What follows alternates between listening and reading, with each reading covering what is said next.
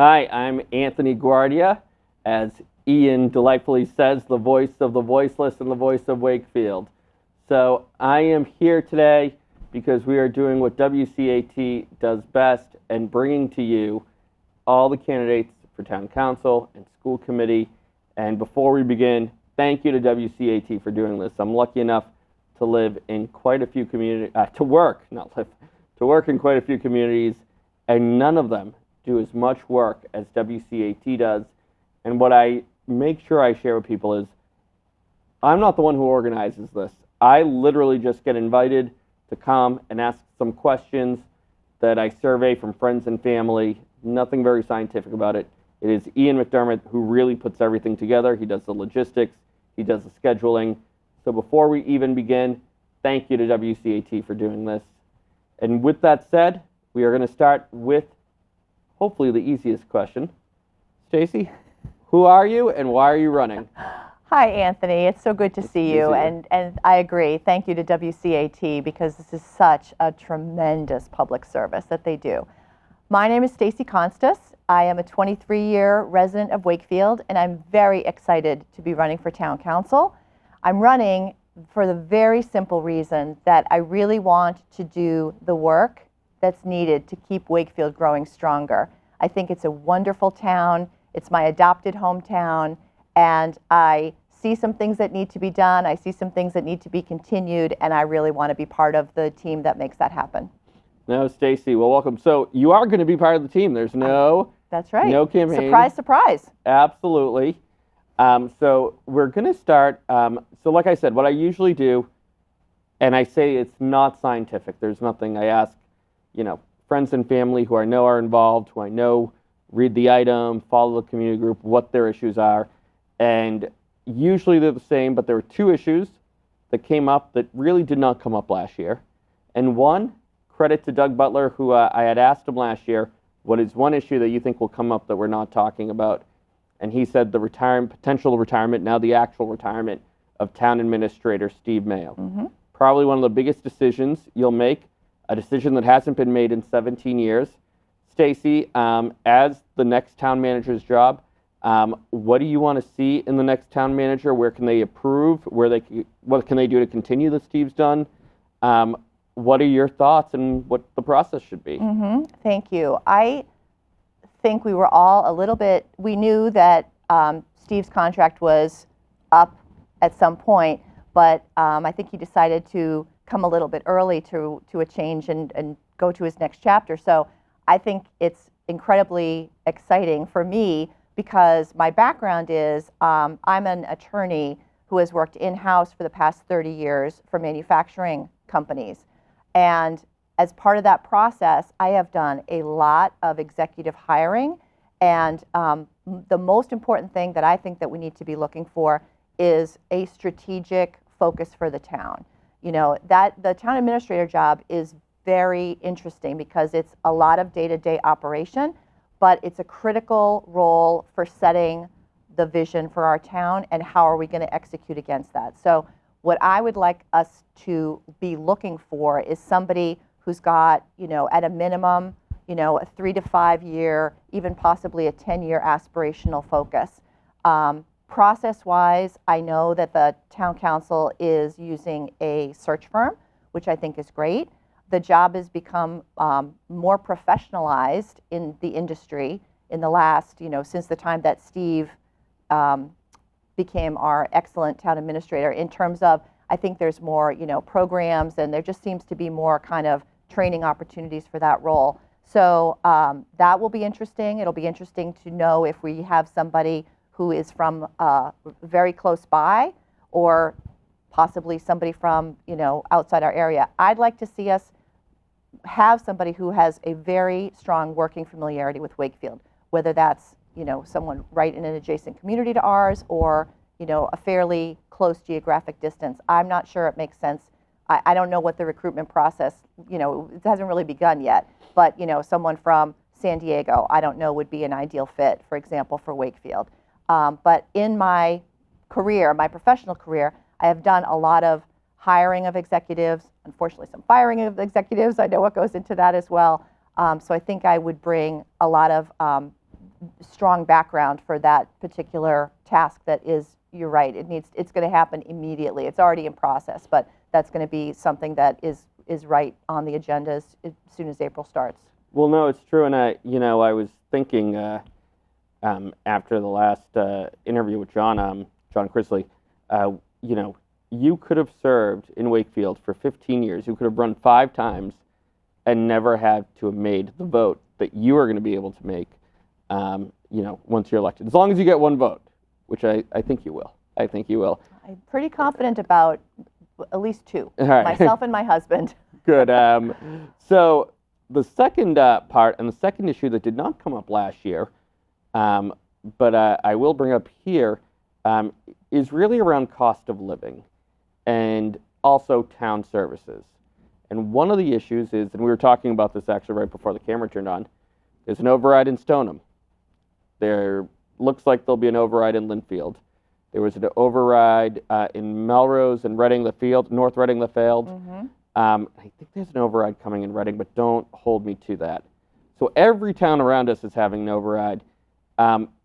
If you're a town councilor, I guess, what are your thoughts on the services that the town and the schools provide now? Do you see the need to increase budgets? Do you see the need to decrease budgets or become more efficient? And how do you manage that or balance that against what, at least again, not scientific, no real way to prove this, but we're hearing worries about the cost of living in terms of property taxes, adjustments. And do you think that Wakefield, or do you fear that Wakefield would need an override anytime soon? I would strongly hope that we do not need an override. I mean, I have been thinking about running for town council for a long time now, and I'm just to the point personally and professionally where I'm able to commit the time that I know is going to be needed. It's astonishing to me that we have been as smart, not astonishing, the town is very well managed, and all throughout the fall, I spent a lot of time sitting with our town leaders. They were very generous to just give me time and talk about things that were on their mind and, things that could impact town council and the town going forward. And every single meeting I walked away from, incredibly impressed at how smart, insightful, and considerate every manager is about their budget. Having said that, you're right. The cost of everything is going up, everything across the board.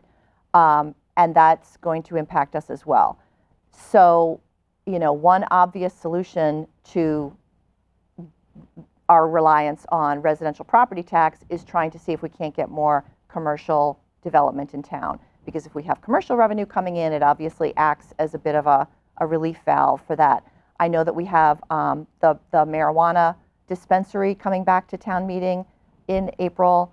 I voted in favor of that when we were at town meeting in November. I'm curious to know what a revenue impact would be, but I think we have to start being business as usual. Is just not, it can't be the going forward. That just can't be our model, because the reality is that we have come to expect a very high level of service in Wakefield that's been impeccably delivered for the most part. And the cost, there is, a very real cost to that. And, nibbling around the edges is probably not going to be a solution. And that's kind of why I go back to, let's take a 3 to 5 year strategic look at what do we need to be doing. Because, just kind of putting one foot in front of the other doesn't make a lot of sense to me. And then to be hit with, like Stoneham, $14 million budget deficit. And their override is just to focus on keeping the lights on, so to speak. That's not even a capital outlay for them. That's just a operating budget. Operational override. Which was the same as North Reading and Melrose, which was rejected by the voters as recently as June of last year. So I don't want to see us fall into that trap. I want to have our eyes very wide open. What's coming to us, what's coming down, and how can we try to get ahead of the problem before it lands in our laps? No, well said, and I'll add to that, again, I work with quite a few communities, and I'll say, there's a neighboring community where the town manager and the state rep don't speak to each other. There's a neighboring community, different neighboring community, where I know school committee members have left meetings crying or have refused to go on Facebook, like have just signed off completely because they don't want to see the negativity. Wakefield, luckily, doesn't have that problem. Everybody who's been involved is usually insightful, even when you disagree. You know, I've never really felt like Wakefield has had that type of negativity, and thank God Right. for that. So, Stacey, you alluded to it. I'm going to kind of skip around just because you somewhat mentioned it in your answer. So, Wakefield, growing the commercial base, right? One of the big things we've heard, and I feel like I've asked this question or talked about this issue every time I've done this for the past however many years I've been involved. Downtown Wakefield has a series of struggles, everything from the Molise building, the old Molise building that has been empty forever now, the population, the homelessness, my pet issue, the NIPS, which drive me crazy. You know, there's a lot of concerns. With that said, we have seen Indie Clover seems to be doing successful. Obviously, I'm biased. Inspire Cafe seems to be doing really well. What can we do to grow that commercial base in downtown specifically, including, you know, Albion and North Ave? Or is there anything we can do, and what would you do? Yeah, it's funny you should mention the NIPS. That's been part of my little pet peeve for ages too. And I remember when the 5-cent bottle return or can return came into being. You're a lot younger than I am, but it's still 5 cents. You know, when it came into effect when I was in elementary school, it was 5 cents to return a can of Coke. It's still 5 cents. That's not a Wakefield issue. That's a State House issue. But I mean, you know, sometimes you see our state leaders say things like, well, we're going to put a 5 cent or even a 10 cent on NIPS and on water bottles, which would, you know, potentially alleviate that litter. Having said that, I've talked about this to a lot of different people over a lot of different years because I had my son's baptism party at Molise. And my graduation party there. Yeah, I mean, it was a wonderful space, and to think of it sitting vacant all these years is just heartbreaking. And what many people have told me about the downtown corridors is it's very landlord driven. So the only mechanism, it seems to me, that people speak, if you're speaking in that language, is cost, expense. So can we as a town implement a vacant building tax after a certain number of months of your building sitting there vacant? Because there is a lot of opportunity. There are a lot of businesses that want to come to Wakefield. But if you cannot be flexible with the terms of the lease, it's not going to work out. So I would be very much in favor of working with the Economic Development Council to we have to get creative, you know, because, you know, the answer that I continue to hear back and back and back is, oh, the landlords are very, you know, they're very intransigent and they're very difficult and strict on their leases. Well, okay, then how can we move that along? Because that's not really a satisfactory answer. And is it possible, too, that the 40A development that we just passed at town meeting in November may develop some of that Albion Street corridor? I mean, there's, you know, could be some development opportunities there. So, but I think we have to be creative. I think, again, going back to same old, more of the same. It just, you know, it's just not. Wakefield's a wonderful town, and things are working well, but we really have to be trying to solve problems before they come to us. No, it's well said. I know I heard a comment I thought was very insightful for the commercial properties. Somebody said, you know, one of the issues, to your point, is sometimes a landlord will rent to a tenant who, I won't say for sure, but may be accused of illegal activities, who may have ads on websites that are illegal, and, you know, it's just completely, they're like, I'm not going to rent out close to that. And to your point, the only way you can make them to understand sometimes is you have to put the pressure on. And you know, you have to speak the language that people speak back to you. And if you know, if money is the only way that we can communicate about an issue, then we have to, as a town council, as a town, figure out how to have that conversation. Well, true. Well, let's bring it back to the town as a whole. You know, and probably unfairly, I'm doing this closer to the end of the interview than the beginning, but it was the number one topic that came up. Again, everybody brought up what they think of is overdevelopment and the side effects that come with it. You know, so a lot of people were saying, you know, oh, everything's being overbuilt. And then, you know, usually the number one corollary to that is, and I hate the traffic associated with it. You know, people being upset that it takes, you know, a half hour to get down Albion Street, whatnot. So I guess my question to you as a town councilor is, do you believe that Wakefield is being either, you know, use the word overdeveloped or too many condos or apartments? Specifically, last year we talked about Nahant Street and the top of the lake. This year I didn't really get as many specific sites, but the general theme was still there. And also the negative or unintended consequences that come with it. You know, do you have any ideas on how we can alleviate those? Right. I don't view our town as overdeveloped as such. That's not, I don't believe that. What I think we need, and housing is another one of my passionate areas. When I was younger, my dream was to work for HUD. Didn't end up achieving my dream, but always have had housing very close to the top of my list of things to think about. And as I've been in this process, it seems to me to be the number one issue on people's hearts and minds too. Everybody's concerned about it, whether it's affordability, whether it's access, whether it's being able to transition to something else. Our most growing population in our housing world, the people who live in our town, are people who are over the age of 55. And 60% of our housing is lived in by one or two people. So to me, those things go together. And I happen to be in this demographic as well. So does my parents. I live in the house where I raised my 3 children with my husband, and now it's just the two of us living in the same house. That's it. Yeah, that's exact. My family, same situation. A lot of people, quite a lot of people. And there's a desire of the people I've spoken with to try to figure out, is there a way that I stay in the community but transition to something that makes more sense from a size and cost and expense point of view? Can we, again, trying to think creatively about these things, can we develop or think about a 55 plus community? Can we start to think about what housing advocates call middle housing, which is not, you know, the 8-room colonial and is not an apartment building, but is something more like what we have over in Victory Village.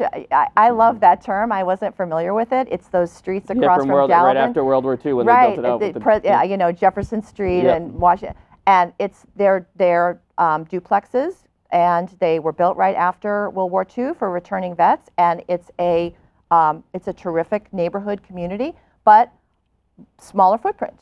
Can we think about that? So I'm not a fan of the let's pull up the drawbridge, nobody else gets to come in. I don't like that approach. I don't believe in it. Also, we have 2 new high schools coming online in the next couple of years. People are going to want to come to Wakefield, and we should welcome people who are coming for the reasons to grow our town and to help us, you know, along to where we are. To your point, one of the things we're talking about, the flip side of one of the reasons we haven't had to worry about an override is the infusion of money that have been coming in from some of these developments. And also the reason why they're so successful and people are moving in is because of the desirability of Wakefield. I mean, and the cost really is, to a certain point, an inventory problem. I was talking to a well-regarded realtor in Wakefield, and I think it was 2 weeks ago or last week, she was telling me there was not a single-family home available in Wakefield. And the ones that are, the median home price in Wakefield is $800,000. Yeah, exactly. What do you do? It's unbelievable. Staggering.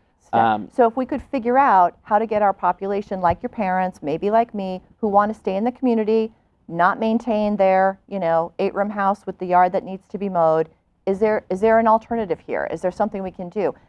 A little relief valve may also be the accessory dwelling unit, part of the regulation that just came to us. I think it's going to be addressed at town meeting in April or in early May as well, that if there's anything that I can do as a town councilor to help put that in place in the quickest possible way. Something like 2/3 of all homes in Wakefield are potentially eligible for accessory dwelling unit regulation. So, is it a permanent solution? I don't know, but we need to just be creative and start to think about what are we going to do here, because median home price of $800,000 is just not sustainable. No, it's true. It's totally true. So, going to have to pivot to Sure. the final issue. At least we talked about before we get to what I call the fun questions. The issue that came up that I guess is related because you can tie it into traffic and congestion is bike lanes. Came up quite a bit, with the biggest complaint being the bike lanes on North Ave. And there seemed to be like three, no pun intended, three lanes here. One was completely against bike lanes. Two was for the bike lanes but hated the poles. And three was, want the bike lanes and the poles. I guess, what are your thoughts on bike lanes as a whole? And then what are your thoughts on bike lanes on North Ave? So I'm anti-pole on North Ave because I think for emergency vehicles. I'd say that was like a majority of people. Yeah, by the way, for the farmer. I'm a avid fan of the farmers market, and I don't know how that's going to work with those poles. But be that as it may, when we first looked at the house that we bought in Wakefield 23 years ago, it happened to be the day that there was the festival on the lake. Oh, jeez. And there was a rail trail table, and people 23 years ago in June told us we're going to have a rail trail, and we're starting to get it right. It starts right outside the Galvin, and it's coming along, but my gosh, 23 years. So to me, development of other alternative kinds of biking opportunities makes more sense to me than putting something right on North Ave. And the North Ave lane concerns me insofar as it's a bit of a lane to nowhere. You come in through traffic and you exit into traffic. And there was a cyclist death last year in Cambridge because he was in a dedicated bike lane that just ended and went into traffic. And a car hit him, and unfortunately he did not survive. The bike lane at North Ave also exits into busy traffic. So I just get nervous. I think of when my kids were littler, even with a bike lane, even with a buffer, would I want them on that busy street? So I love biking. My husband and I love to bike, but I think there's an alternative versus, try to go on North Ave. I get nervous about North Ave, I do. No, understood. So those were really most of the issues I heard about. There's obviously more, right? I tell everybody, I'm like, guys, I can't be here all day. Right. There's a wide array of issues from, thoughts on municipal budgets, specifically in departments, to thoughts on, carbon footprints. But, it's my interview, so I get to ask the questions. And, those are the five big topics. And then these are the two questions that I like to ask every candidate for every position because I think they're so interesting. And I get credit to Doug Butler for hitting this one, which is, what issue do you think you're going to deal with during your term that no one's talking about on Facebook or in the item when you're elected? Wow. Because people do talk a lot on that community page. Yeah, there's That's a lot of for issues. Sure. I'm just thinking of all the community page surfing I've done over the past year. What is the issue? I mean, one thing that I'm personally very passionate about is arts. I see a lot of theater. I support a lot of theater. I don't feel like we do a lot of conversation in Wakefield. We've been very intentional and successful in growing our arts community and our arts commercial base. I'd like to see us do more. I haven't heard that come up really. That's true, that it hasn't. As I've gone around and talked to people and asked them what their concern is. The Albion Arts Exchange, could it be more utilized? I think so, but I'm not sure how. So I think I'd like to kind of explore that a little bit more. No, absolutely. I mean, maybe if you take a property across the street from the AmeriCal by eminent domain, you can make it a black box theater. How great would that be, right? So the second question that I ask is, can you give us an example of a time that you changed your mind? Oh, well, I'm a lawyer, so, I tend to look at data. So if I have a preconceived notion about something and somebody shows me that, the data just doesn't bear it out, I will tend to change my mind.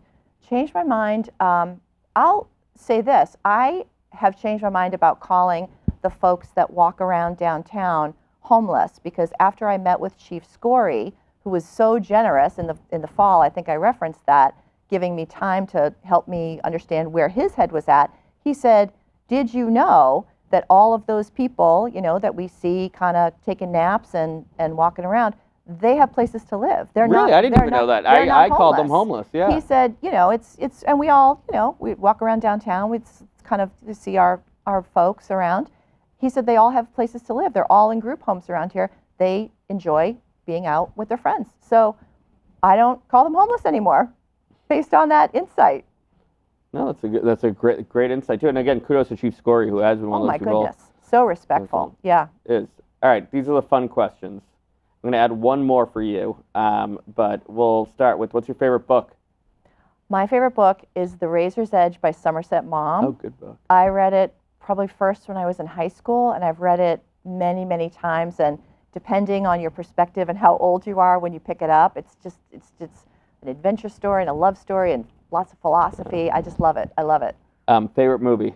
Favorite movie is The Piano by Jane Campion, which is kind of a little quirky one, but it has Holly Hunter in it, and it's a little historical, historical romance, not based on history, but it takes place in, I think, Australia, and a piano has to get up into her house. And anyway, it's an odd one, but I really enjoy it.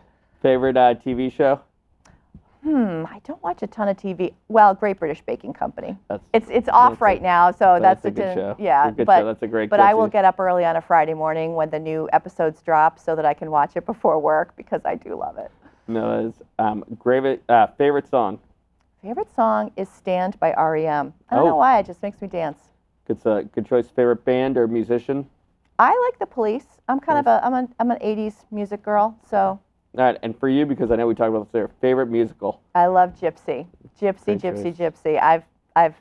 I could sing it backwards, forwards, every single syllable. So come. Anybody who wants to come to a musical with me, I am always available. Well, final question is probably the toughest one. Can you look into that camera right there and tell the people why they should vote for you? And what what your plans are as we sign off. Great. So I would be very honored to earn your vote as town councilor for Wakefield. Anybody who knows me knows that I'm a doer. I've been working full time, raising my family here, and have done a lot of volunteer work throughout the 23 years that we've been in Wakefield with Scholarship Foundation, Troop 701 Boy Scouts, Girl Scouts, the marching band at the high school, St. Joseph's, the Dolbear Parents Council, the list does go on. So the reason that you should vote for me is I will work hard for you. I understand the challenges that face our town. I celebrate our triumphs. I think this is a wonderful town, and it's the first time that I ever understood what people meant about loving their hometown. When I moved here, I said, I get it. This is a really special town. So thank you for the opportunity. Thank you for the opportunity to talk to Wakefield and talk to you, Anthony. This has been fun. No, well, thank you so much. Thank you for coming. And again, thank you to WCAT for putting this on. And Stacey, good luck. Thank you. Good luck. Thank you.